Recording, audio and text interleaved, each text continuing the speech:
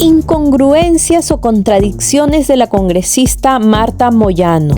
Bienvenidos al resumen detallado de este juicio. El señor Castillo Terrones. Rechazo este juicio. Buenos días. ¿Quién cerró la entrada principal del Congreso? Usted mandó cerrar las puertas del Congreso. Ordenar que el señor, que es seguridad del Congreso, no a la policía, que esté en la puerta del Congreso, cierre esas rejas porque entendía que iban a entrar, obviamente, las Fuerzas Armadas en la magistratura. Si el presidente dijo que se dio una disposición a un personal de seguridad que no era policía, que estaba adentro, que cierre las puertas del Congreso. Usted después fue a hablar con el presidente del Congreso. ¿Él estuvo de acuerdo con esa disposición que usted había tomado como vicepresidenta? Yo no le comenté de eso, señor Pero magistrado. él se habrá enterado que usted cerró la puerta del Congreso. No le manifestó nada.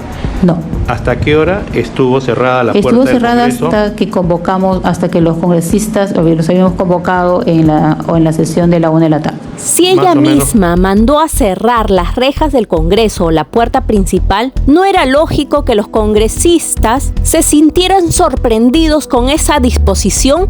Y que todos empezaran a decir: se ha cerrado la puerta, me han impedido la entrada, creando el caos y zozobra que los mismos congresistas han testimoniado. ¿Habló o no habló con el jefe de seguridad del Congreso para que cerraran las puertas? Ojo que el jefe es miembro de la Policía Nacional y no un particular. ¿Le brindó alguna indicación, alguna disposición al jefe de la División de Seguridad del Congreso con relación al ingreso de los parlamentarios? Objeción. ¿Al señor Congreso? Objeción, señorita magistrada. La información está siendo sugerida en la pregunta. Fundada.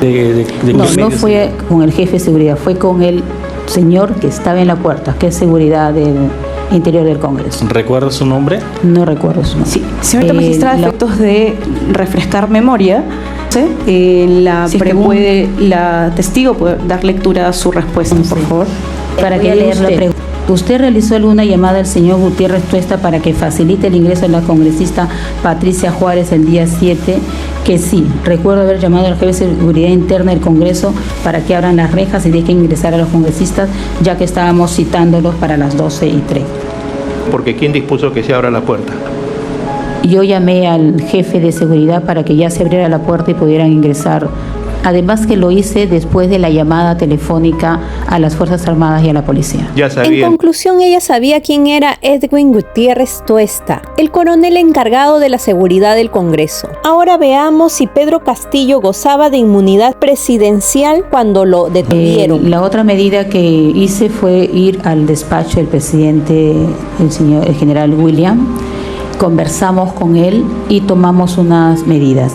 Él se dirigió a los comandantes de las Fuerzas Armadas vía telefónica para saber cuáles van a ser sus opiniones o reacciones respecto de esto, y yo me comuniqué con el comandante general de la policía y le hice una pregunta: si estaba con la Constitución o no.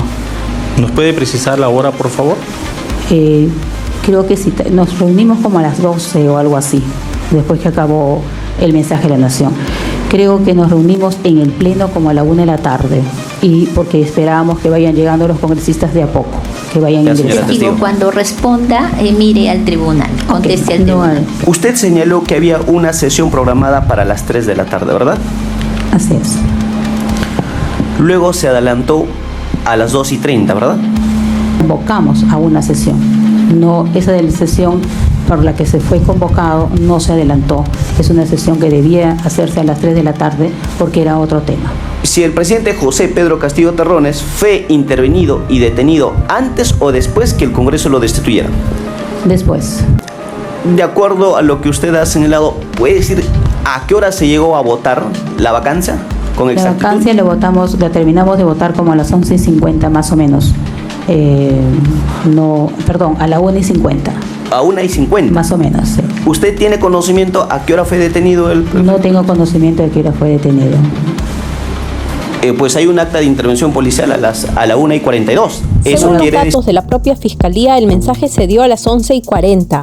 20 minutos después, el Congreso sesiona una moción de vacancia. Paralelo a ello, el Comando Conjunto de las Fuerzas Armadas rechaza el discurso de Pedro Castillo y afirma su compromiso con el orden constitucional. 5 minutos después, José Williams lee el resultado de la votación de vacancia y convoca a las 3 de la tarde a la toma de mando de Dina Ercilia Boluarte, pero 3 minutos antes ordenan la detención de Pedro Castillo. Por propia boca de Marta Moyano podemos inferir que ella coordinó junto con José Williams las comunicaciones al Comando Conjunto de las Fuerzas Armadas para que detengan a Pedro Castillo mientras estaba dando los resultados de vacancia en el Parlamento. Vayamos ahora al tema de los votos. Díganos, ¿con cuántos votos se aprobó la vacancia presidencial? ¿Recuerda?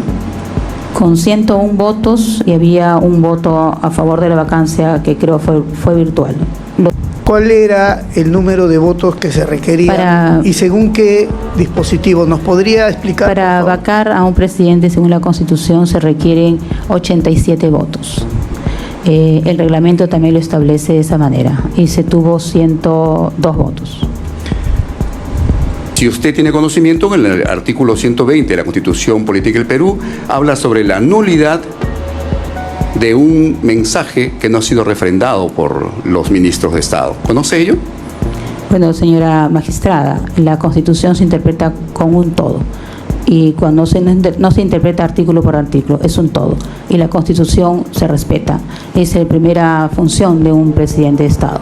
Respetar. Nos podemos dar cuenta de que cuando se trata de los enemigos políticos de Fuerza Popular, la Constitución no se puede leer artículo por artículo, sino como un todo. Conclusiones. En el artículo 113, inciso 2 de la Constitución Política del Perú, establece que son 87 votos los que se necesita para vacar al presidente. Lo que no se pudo cumplir es el procedimiento regular.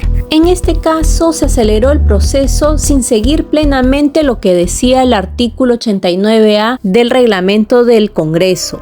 Es decir, no hubo orden del día y para acelerar el proceso con las 4/5 partes del número legal de congresistas, es decir, tenían que tener 104 votos. De esta manera, el Tribunal Constitucional avaló la vacancia de Pedro Castillo. Ustedes saquen sus propias conclusiones.